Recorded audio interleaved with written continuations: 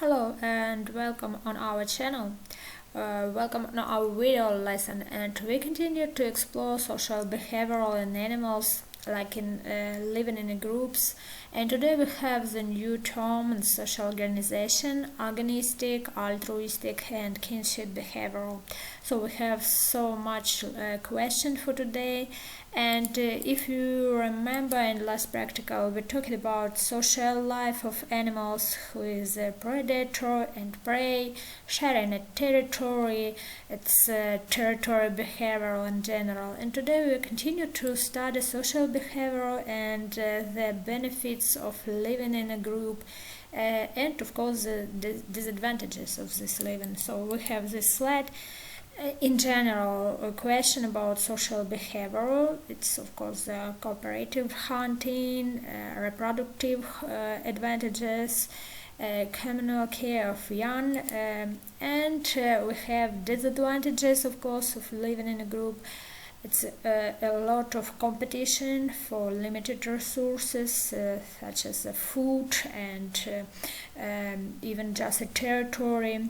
Crowded conditions attract diseases and parasites, of course, and large social groups attract more predators.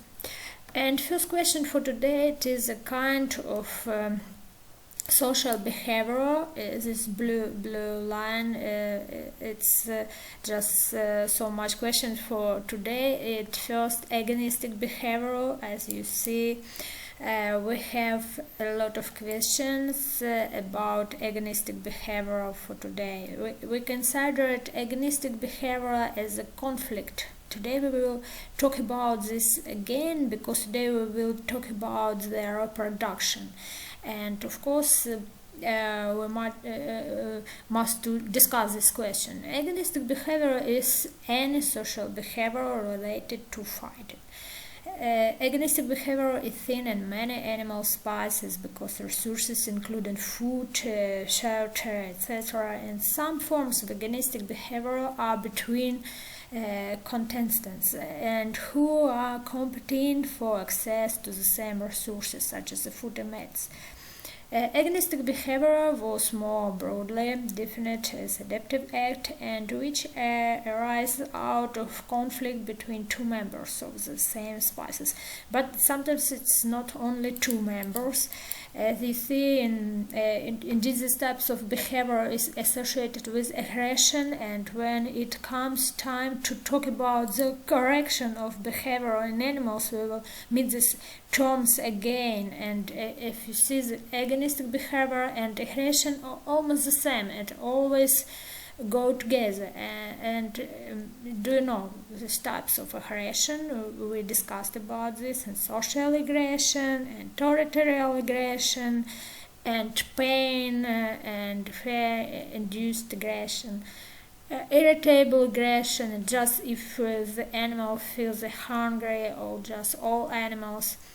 Maternal aggression, sexual aggression, and of course the predatory aggression, and more different kinds of aggression. But sometimes we use this term when we say that the dominance animals, alpha male for example, but we know that dominance is not equivalent of aggressive behavior, and dominance may not be the most aggressive animals. Indeed, aggression may be more characteristic of middle-ranking individuals in a group where relative competitive abilities are often less clear-cut.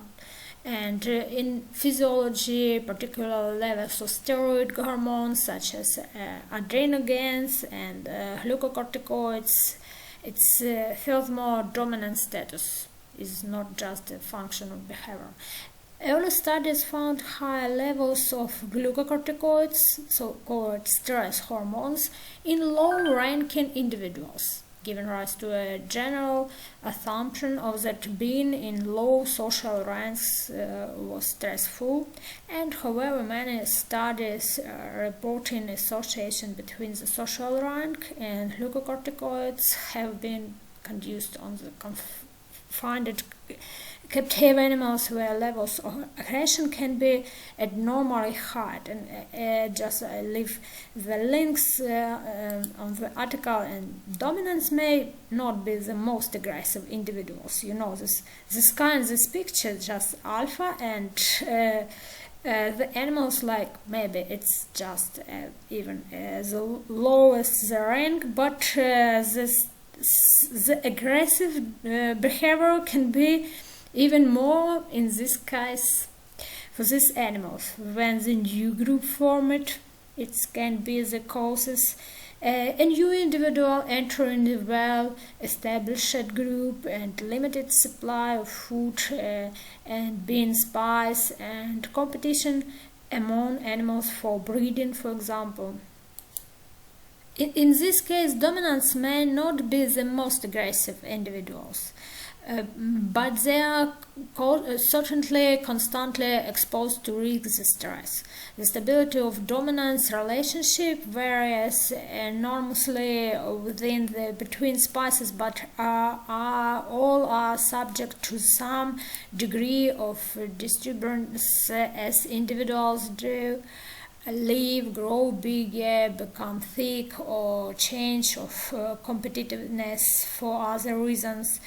And in free-living bedons, glucocorticoid levels tend to rise when middle-ranking individuals start losing to those below them in the hierarchy, but show little chance when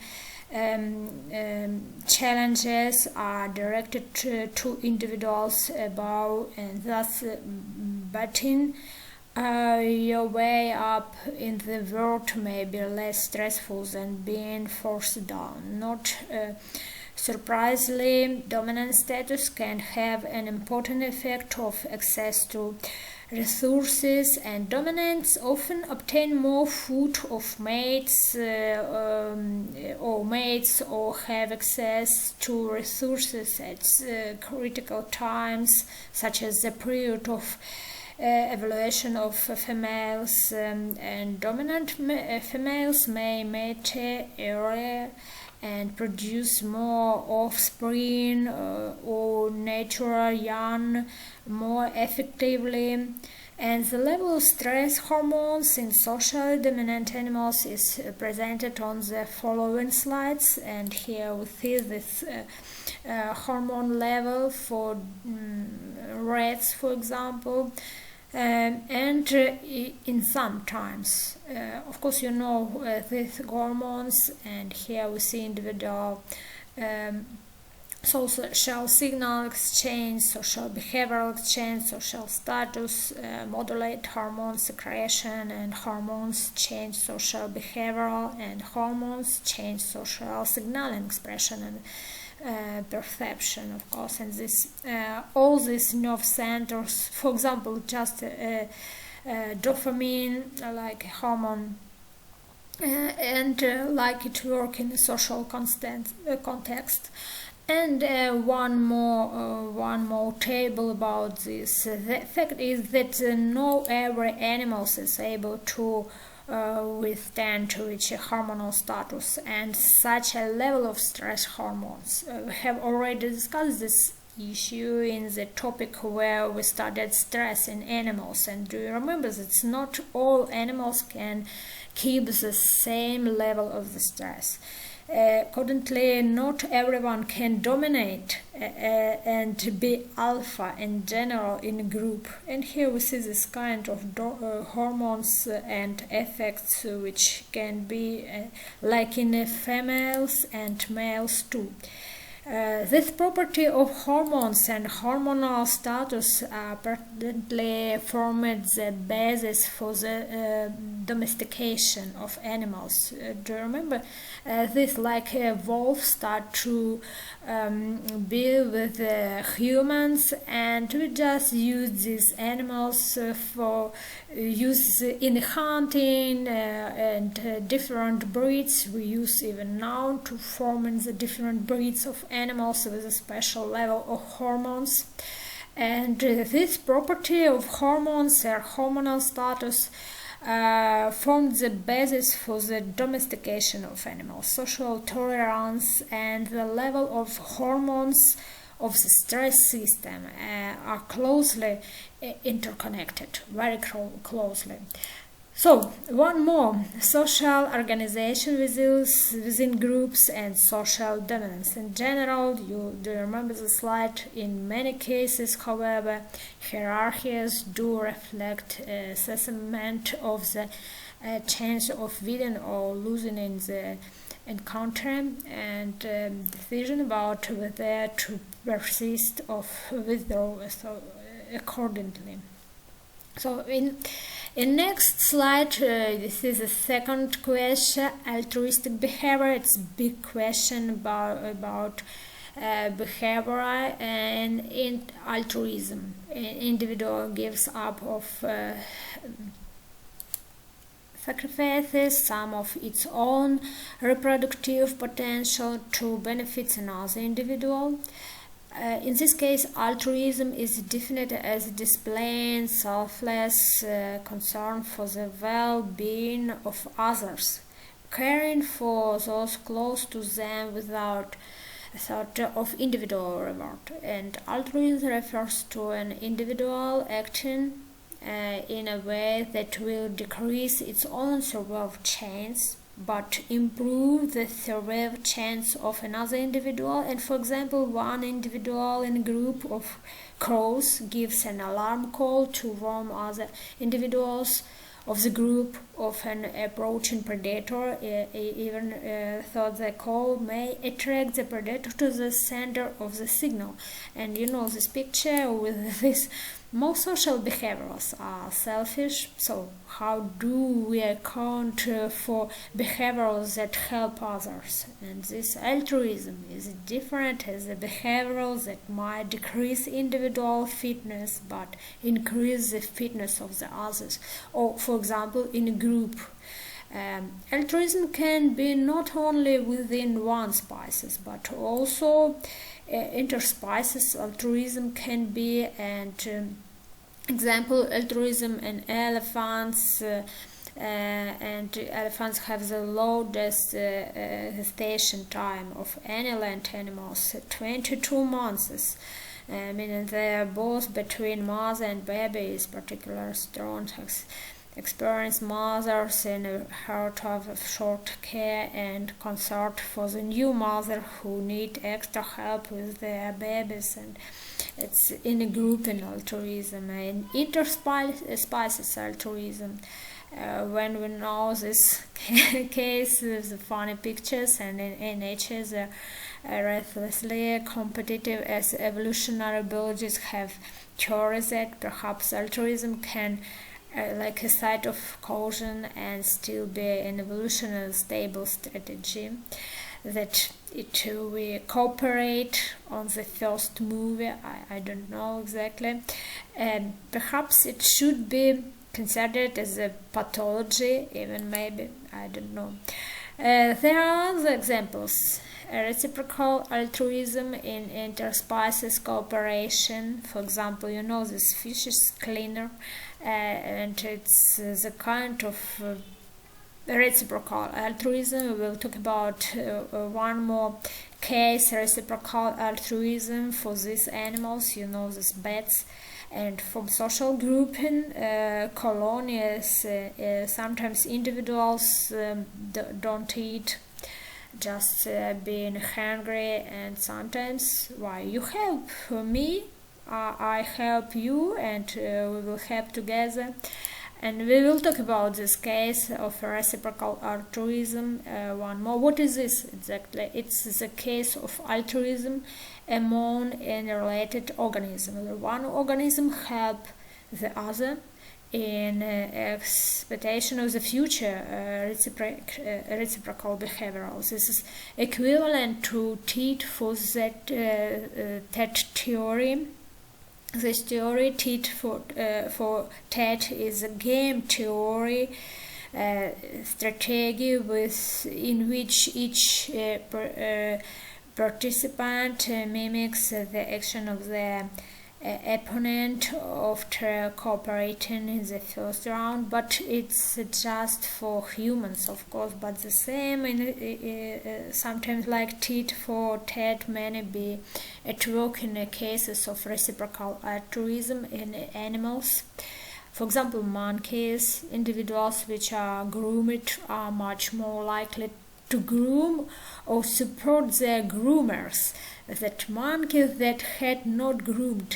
However, grooming also varies depending on rank. Of course, stress, for example, it's for example, the biological marker model. And one more time with this fish, and if you want to know more, you just can use this link.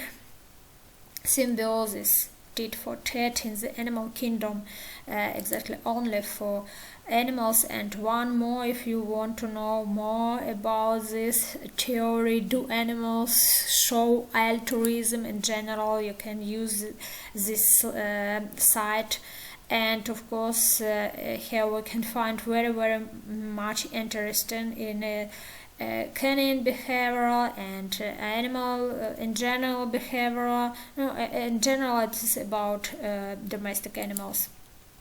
And one more, what is the difference between kin selection and reciprocal altruism? Now, what is the difference between this kin selection and reciprocal altruism? The main difference between kin selection and reciprocal altruism is that kin selection favors the reproductive success of the other relatives, even at cost to the organism's own survival and reproduction, whereas in reciprocal altruism, an organism reduces its own fitness by increasing the fitness of another organism. And furthermore, kin selection uses shared gains, while reciprocal altruism does not use shared gains. And kin selection and reciprocal altruism are two altruistic strategies which describes the mechanisms of increasing the evolutionary fitness of an organism by decreasing the fitness of the actor. And however, kin selection is irreversible, while reciprocal altruism is reversible kind. Here we see this one more link, that is the difference between kin selection and reciprocal altruism, and its similarities between kin selection and reciprocal altruism. If you use better to use this kind like in a table and just a text, kin selection and reciprocal altruism are two strategies which describe the mechanisms of increasing evolutionary fitnesses and among genetically related organisms. Generally, they increase the evolutionary fitness of a second organism at the expense of the first organism, and therefore the two against that are these strategies would cooperate unconditionally in the first period and have the integral natural selection or behave cooperative altruistically as long as the other agents does as well. And difference between kin selection and reciprocal altruism: kin selection refers to the natural selection in which an apparently disadvantageously characteristic, especially altruistic behavior, increase in the population due to increased survival of individuals genetically related to those characteristic. And to start from the kin selection, more details was coined by Smith, also known as inclusive fitness theory. And kin selection is an evolutionary strategy that favors the reproductive success of the organism related, even at cost of their own survival and reproduction. At first, here, an individual has the tendency to help its relatives, And altruism may be a result of a kin selection, and William Hamilton produced the idea of kin selection. In this way, a gene that a particular individual carries may pass to the next generation through the related animals. And like an example, kin selection is a type of obligate altruism in which the actor organism induce the permanent loss of the different direct fitness. Also, it's the most obviously time of altruism, and here we know this genetically.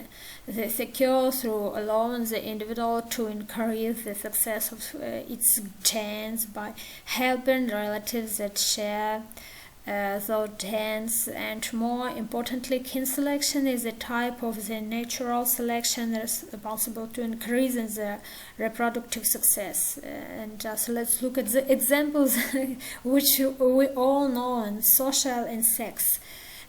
Such as the honeybees is one of the key examples in kin selection. This increases the live reproduction their mother, so while the workers would forage for the colony.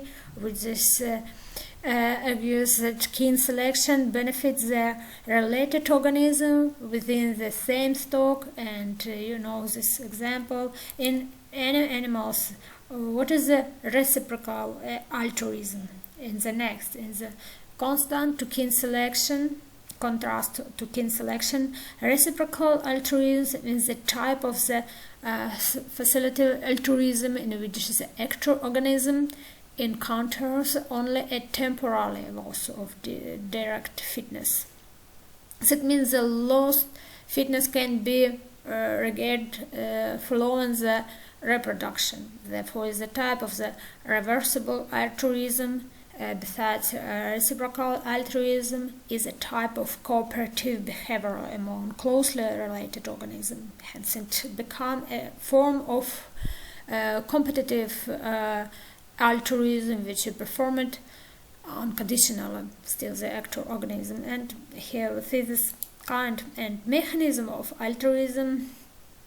Some texts just for understanding some words, significance, type of altruism, type of organism, involvement, mating, and gains, effect of gain, and more. And here we see one more. Kin selection theory is a theory that is often included in the inclusive fitness model. However, some people are talking them to be different, and this theory is an evolutionary model that favors the reproductive survival of an organism's relatives, which may come at the cost of the organism's own survival.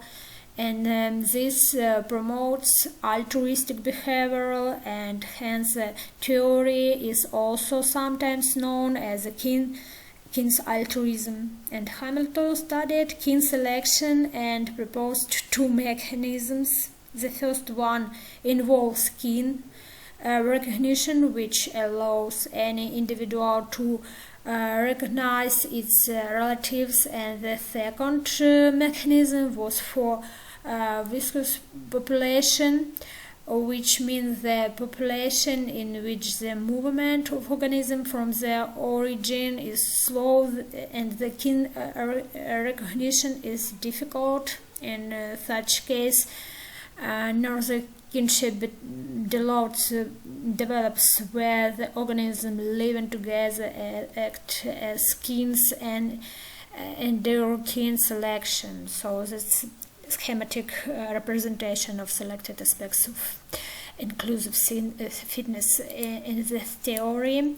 And one more slide. Let's take a look at how genes are transmitted in general.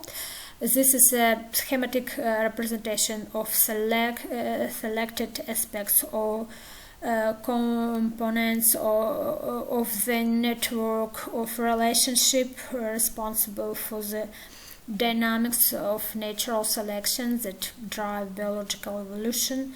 It's all close to Darwin's theory, and if you want to know more, you just have a link to this. And Hamilton and his theory, close to Darwin's theory. Hamilton also used mathematics. A gene will be shared by many individuals of a family, and every individual will pass it on to its offspring. This gene become fixed if not a mutation occur, of course. And Hamilton also claimed that inclusive fitness is a mechanism for the evolution of altruism by allowing the organism to behave in such a way that makes them favorable for nature selection and hence maximize the inclusive fitness. So it's very interesting theory, and two most common organisms providing a clue about how the inclusive fitness model works in the ground squirrel, for example. If you want to know more, I think you remember how mitosis can be, and here we see an inclusive fitness like a hand's point of view. Evolutionary success ultimately depends on the leaving behind the maximum number of copies of itself in the population, which would translate into a maximum number of offspring. So it's in this way. And here I think you remember how mitosis and meiosis occur, and you can calculate the relationship coefficient in this case, and here is the result. Here we see this diploid chain number. And in general, if you want to know more mechanism of natural selection, altruism and kin selection, on this link in the video, and just this video, here's the result of this copy. And direct and no direct, females are diploid and males are haploid. Male ends have no father, and just like a copy of mother. And coefficient of relatedness, this proportion of alleles shared between two individuals as a result of common descent. And here we see this relationship between different person. And in one slide more, this video will help you understand the theory, for example, on the bees, like a queen, and you know this, we have the drone, just a drone, and a lot of workers, and we have the workers and drones, and just only one queen. And even more, I have the link on some articles, inclusive fitness theory and concept, and another source if you want to know more about this adaptation and inclusive fitness, and in general inclusive fitness. One more, the inclusive fitness of an organism is the sum of its classical fitness, how many of its own offspring it produced and supports, and the number of the equivalents of its own offspring it can add to the population by supporting others. And advocates of inclusive fitness theory says that an organism can improve its overall genetics success by cooperative social behavior, you know, and this in social insect colonies like ants, wasps, bees, of course, and even in termites, sterile workers devote their whole lives to caring for the queen and constructing and protecting the nest, and like drones can do, and even as the workers, and foraging for food and tending the larvae. So this for just a photo like this bees looks like a drone queen and a worker bees, and like they live in these colonies, live together in groups, even in more individuals in a group can be is just huge. Deployed workers share on the average 3/4 of their gains with their full sisters. Of their reproduce, they would share only half of their genes with hiplotical offspring, and thus female honeybees may have more genes in the common with their sisters than they would with their own offspring.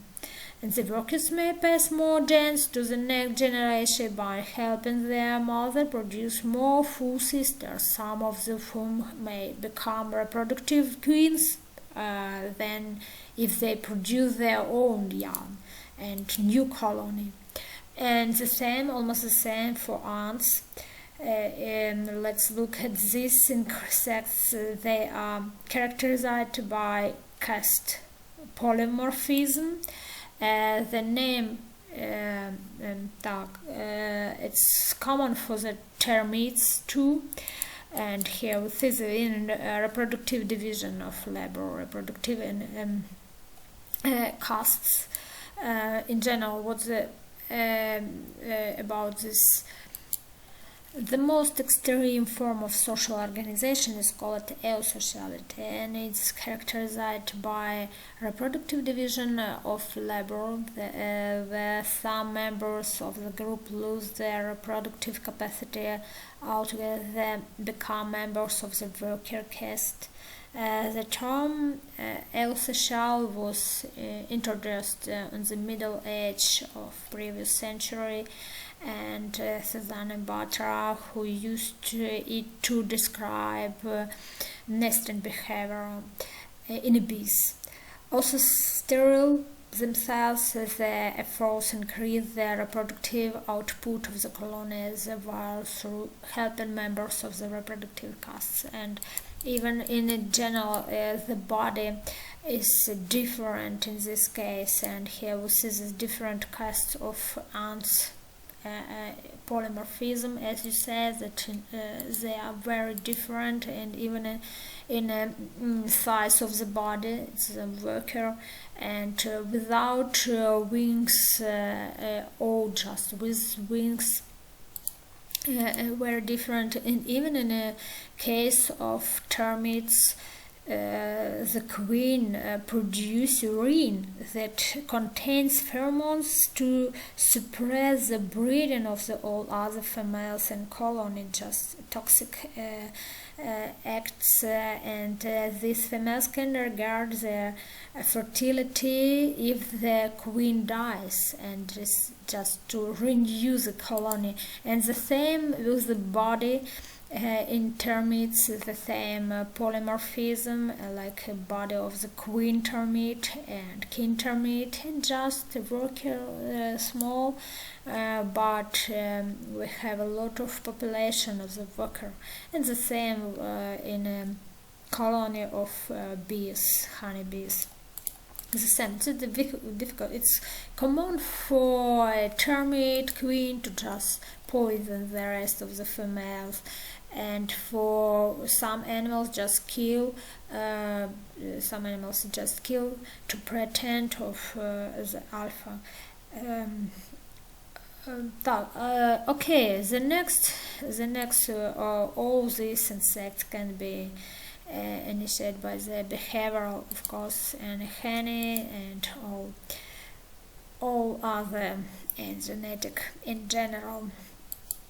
HVC until quite recently was associated inclusively with the social insects, and Nate more even rates in the longest living rodent species. Not only insects, in some animals they live in large groups in which a single queen and usually somewhere between 1 and 3 males are the only individuals that mate and reproduce in the entry colony. It looks like non-reproductive male and female naked mole rats, which live much shorter lives than reproductive naked mole rats, and looks like on this colony naked mole rat is just small and live in the group, but we have the some males, which male and female, and workers, like the same like in insects.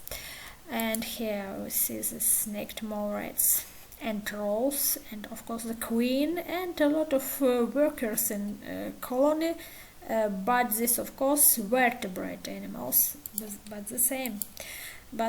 And cooperative breeders. One more, cooperative breedings. It's the next question about our term. In some species, individuals altruistically delay the chance of reproduction to help others raise their young.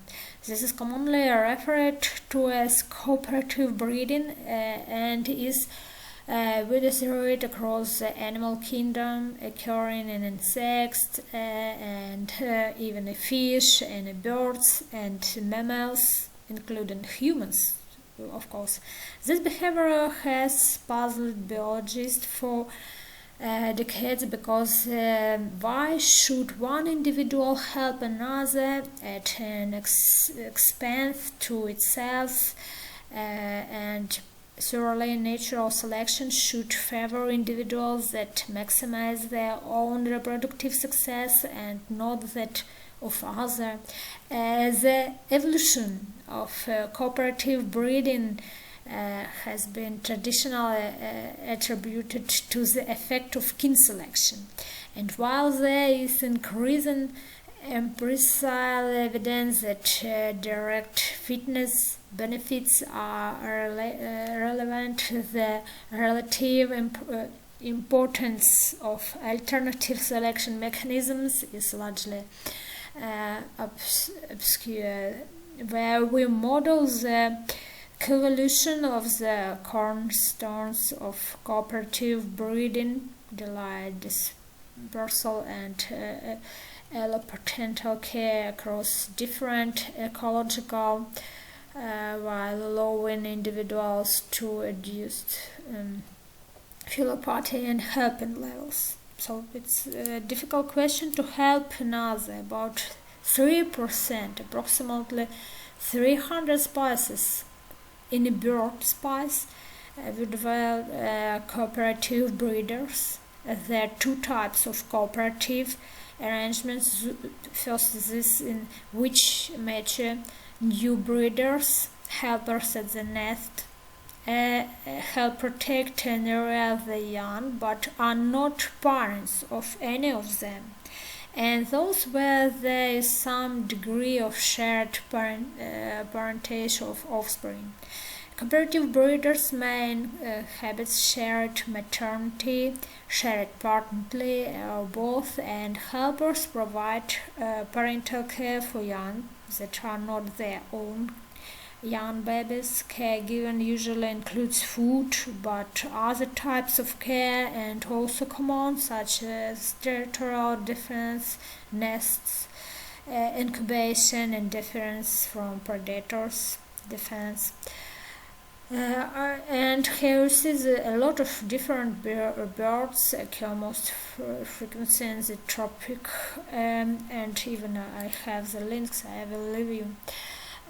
Studies of cooperative breeding behavior within species have long highlighted the importance of environmental factors in mediating the paradox of why some such individuals delay independent breeding to help raise the offsprings of others. In constant studies involving comparison among species have not shown a similar clear evolutionary scale relationship between the interspecific specific incidence of cooperative breeding and any environmental factors. And here we see this in Africa and Australia, and sometimes it's just temporal variability hypothesis describes this. Maybe it's true, and here we find this description of temporal environmental theory for cooperative breeding in birds. If you want some links for this, I will leave in even here, like ecology factor on cooperative breeding, behavioral. In general, for birds, of course, it's mostly in birds, and here cooperative breeding describing about individuals. In addition, the genetic parents regularly aid in their relating for youngs, for example, protection and give food. And what is this characteristic? In this time, low breeding rates, high adult survival, limited dispersal. Differently, maternity may not breed until at least 2 years old. Live together in colony. And why do helpers stay at home and help young birds delay dispersal and reproduction? And it's risky in this, let's watch how they become helpers. And here we see this table here in previous slides. This table shows the process of evolution of the helper in 2 steps. First step, there or not to attempt independent breeding, and the second step, whether or not to become a helper in this. And why do helpers stay at home? On the on the example, woodpeckers, like in a photo, if maybe just all territories is occupied, here we see this work purpose, just colony and absolutely no one place for live. And like example of woodpeckers, long-term studies of this bird have been conducted by the success of ornithologists, and groups composed, and here we see the 15 members on one territory based on the difference of the maintenance of granaries in which they store acorns. And group consists largely of sublights, their cousins and their parents, and some of the sexually mature birds are non-breeding helpers, and it's very difficult to build a colony.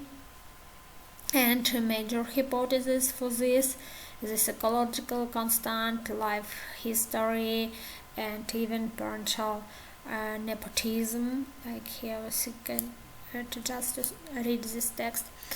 Do helpers really help?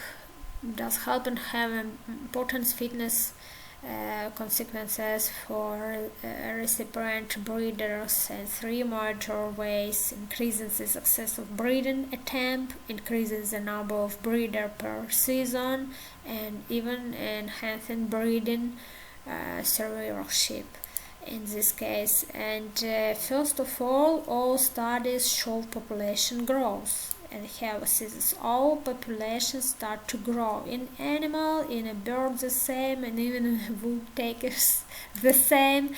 And here we see, here you will find even more hypotheses describing such behavioral, and more in general. We move from the birds to the animal. And one more hypothesis, like a parenting hypothesis, social benefits hypothesis, and even a milk evolution hypothesis. Just we will talk about one kind of behavioral for this. It's hypothesis to give milk of not your baby, just to share the milk with it's certainly controlled by cortex neurohormonal mechanism of share the milk with different animals.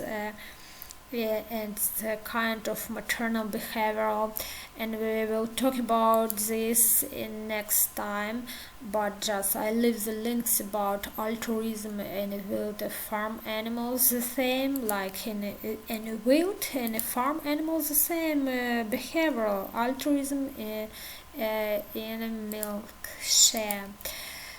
And one more, even a link for understanding this theory, some more literature, process involved in sharing in the model, not only the milk and individual alive. For today it is almost the same. I just leave the some literature for collective animal behavior in social evolutional theory, fitness, and I leave these links. And as usual, you have the homework for today in your book Animal Behavioral. You should read the pages in chapter 3, evolutionary basis for animal behavioral, about altruism. And one more book, it's animal behavioral, it's chapter 6, evolution, and this page is about like this kind of behavioral move in evolution. So I see you later, and bye bye.